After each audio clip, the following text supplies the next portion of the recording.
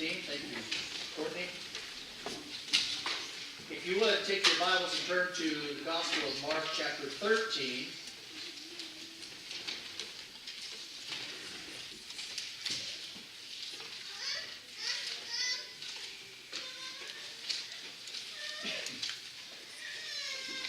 And we'll end up looking at verses 32 through 37 is what I really want to primarily look at, so we'll focus on that. Holding that up real quickly, I'll tell you a quick story about a small boy who was writing a letter to God about Christmas presents that he really wanted bad.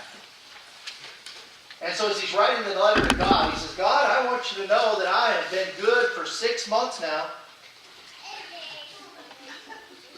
And after a moment, he kind of reflected about that. He scratched that out. I've been good for 3 months now, God. And then he paused for a bit. He scratched that out too. Well, God, I've been good for the last 2 weeks.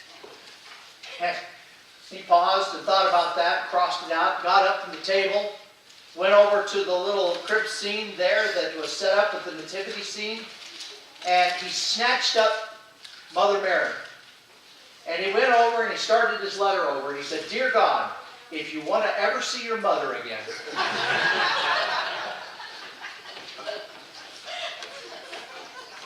that is just not right, is it?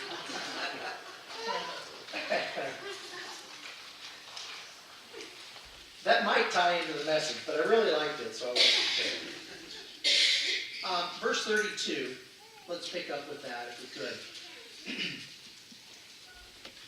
This is Jesus speaking here, and it says, of that day and hour no one knows, that day of his return. No one knows, neither the angels in heaven nor the Son, but only the Father.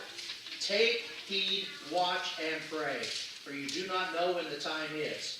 It's like a man going to a far country who left his house and gave authority to his servants to each do his work. And he commanded the doorkeeper to watch. Then he goes on and says, watch therefore, for you do not know when the master of the house is coming, in the evening, at midnight, at the crowing of the rooster, or in the morning, lest coming suddenly he find you sleeping. And what I say to you, I say to all, watch. Watch. So it is a time of celebration. Right now is the beginning of the new year for the church. It is the Advent season. We have the color blue up on our pyramids this morning, which we know is the symbol or the color of hope. And we think about hope in this Advent season. And when we think about hope, we look at the scripture. We see the idea of waiting, anticipation, and longing. We hope. And in our hope, we wait, we anticipate, and we long for the coming of the Messiah. The righteous one of God, we know, who has been promised to return. And in this passage, we see a parable by Jesus which shows us very, very clearly that message of hope. That message of waiting, the watching, the longing, the anticipation of the season. Jesus begins the statement of hoping by saying this. He wants you to wait, watch, long, and anticipate. Look what he says in that verse. Take heed, watch, for you do not know when the time will come. He tells us, be watchful. He tells us, be waiting. He tells us, be anticipating. He says, be hopeful in that return. So then he begins to tell the disciples a parable about the idea of this hoping, of this waiting, watching, longing, and anticipating.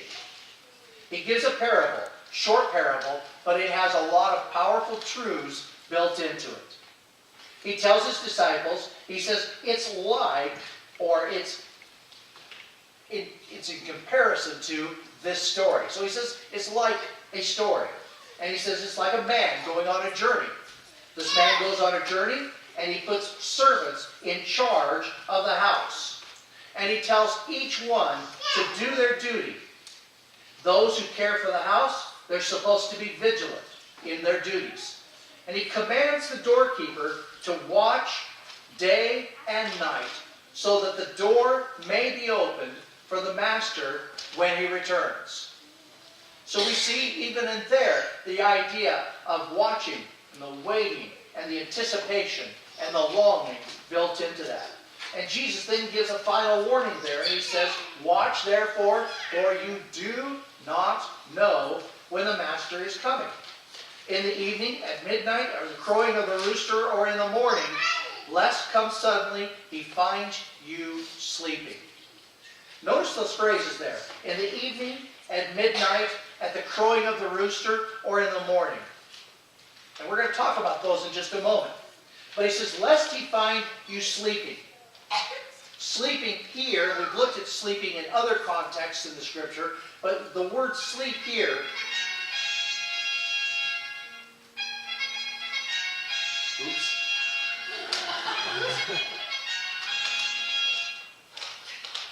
the word here, Jesus is coming.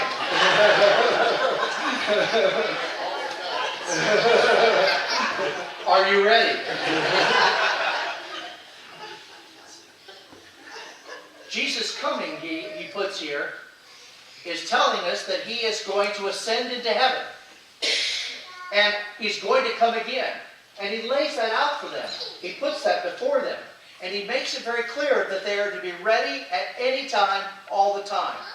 But it's also interesting to note that this concept of his watching and waiting and longing and anticipating his coming again is also found in that phrase when he says it could be in the evening, it could be at midnight, it could be at the crowing of the rooster, or it could be in the morning. It's also found in the Passion.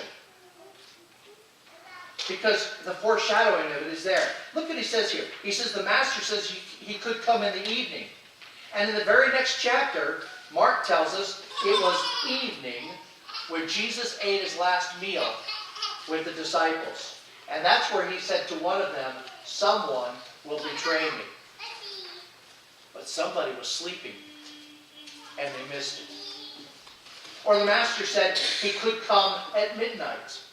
And Mark records very, very shortly after that at night, when Jesus and the disciples were in Gethsemane, Jesus was praying, and he was crying out to the Father in anguish. The disciples, who were weary, could not stay waiting as Jesus asked, and they fell asleep, literally.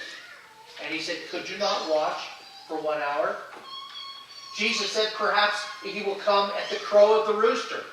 And Peter, just shortly after that, is found denying vehemently that he knows this one Jesus. And the rooster crowed. Maybe the coming of the master, he said, would come in the morning. And as soon as it was morning, they took Jesus and bound him up and led him away to trial and ultimately to his death. So Jesus, when he was giving this parable, was not just talking about something that was a future event, but it also had to do with how he was going to show up and fulfill prophecy in the passion and his suffering, and ultimately on the cross. And he wanted the disciples not to miss it. And the sad thing is that while all of this was going on, they flat out missed it. Jesus warns the disciples that his coming may not be as far in the future as you think. It could be right now. It could be through the course of your week. But just like the disciples did, we oftentimes flat out miss it. Let me ask you this morning, is your vision any better than the disciples? Do you see God at work in the everyday and over the course of the week encounters that you have with other individuals and circumstances, high points and low points of your life? We see the scripture and we see the concept of his return here, and the message of his return is found throughout the New Testament. And when we think of him coming again, we think of it in that perspective. Acts 1:11 tells us the same Jesus who was taken up from us into heaven shall return in like manner. So we think about his coming again that way. John 14:3 says he goes to prepare a place for you. And as he's gone to prepare a place for you, he says, I will come again and take you myself, that you also might be there with me. He gives us that promise of the future. He says in Matthew 24, verse 44, that it is a mystery. No one knows when that hour is going to happen, but the Father. Matthew 24:36, he reiterates the same thing. But what does he say in regards to the idea of being ready and waiting? If you remember a couple of weeks ago, we talked about using the illustration of the tourist who came to the huge farm in the estate, and he saw that the gardener was working the estate, and the estate was in immaculate and beautiful condition. And he asked about the owner, and said the owner was not there, and he asked how long the owner had been gone. He said, the owner has been gone for 12 years. But the place looks immaculate. This thing looks like he's coming back tomorrow. And the gardener's response said, no, sir, I prepare if he's coming today, sir. Today. So my question to you, as you look back over this last week, have you begun each day with a prayer that is filled with the expectation of Jesus showing up? Of him coming? Of him presenting himself to you? Did you conduct your responsibilities of each day this last week with expectation of Jesus being there? Of him coming again? Not just coming again to bring judgment, but coming again and being present in your activities and your functions of life. As with the gardener, do you serve him each day with that expectation, giving your very best to him, expecting him as if he was showing up today? Do you live as if he died yesterday, that he is